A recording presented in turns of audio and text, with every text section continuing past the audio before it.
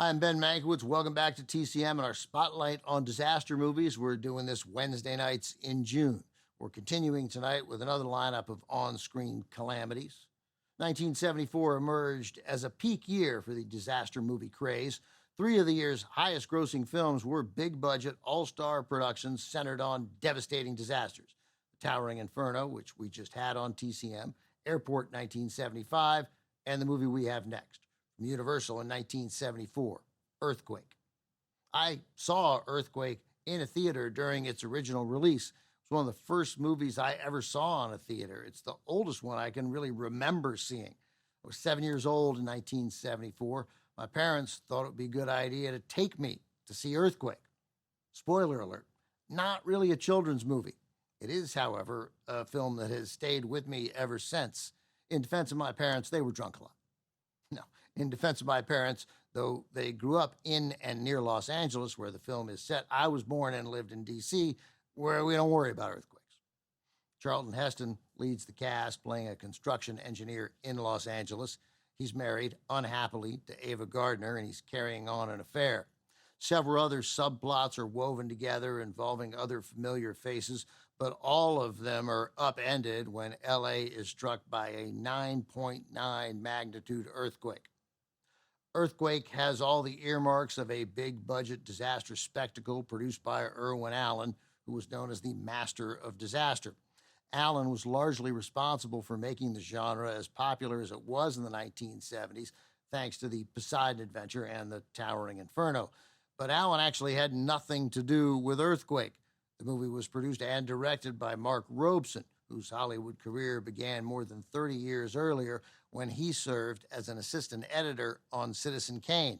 And Earthquake is often considered the Citizen Kane of Richter scale movies.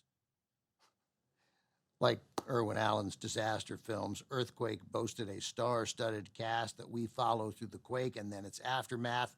And like those other films, it became another box office smash. Also picked up 4 Oscar nominations for Best Cinematography, Editing, Art Direction, and Sound, which it won. The film's special visual effects won an honorary Oscar.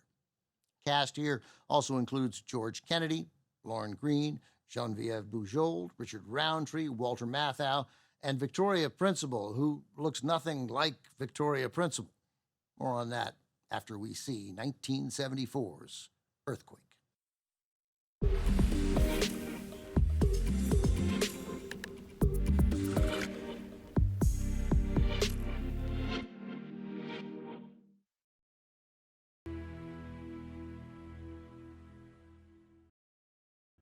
That ending of Earthquake shocked audiences, certainly shocked me when I saw it at age 7 in 1974. We were not expecting Charlton Heston to die. And originally, Heston's character didn't. Ava Gardner's character was supposed to be swept away, with Heston surviving. Heston and Gardner had worked together a decade earlier on 55 Days at Peking. It did not go well between them.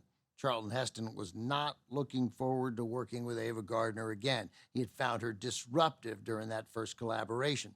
This time around, though, they got along exceptionally well. In fact, Heston enjoyed working with Gardner so much that he pushed for the film's ending to be changed to give the relationship between their characters more emotional weight.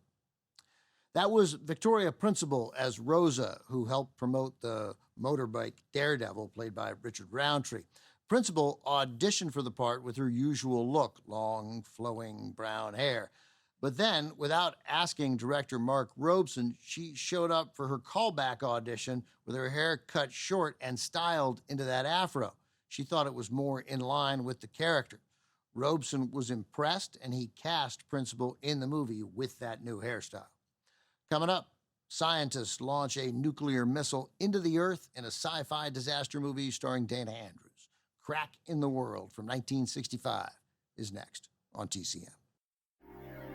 Next on TCM, Crack in the World, then Meteor, and later, The Swarm. TCM's getting a lot of good buzz tonight.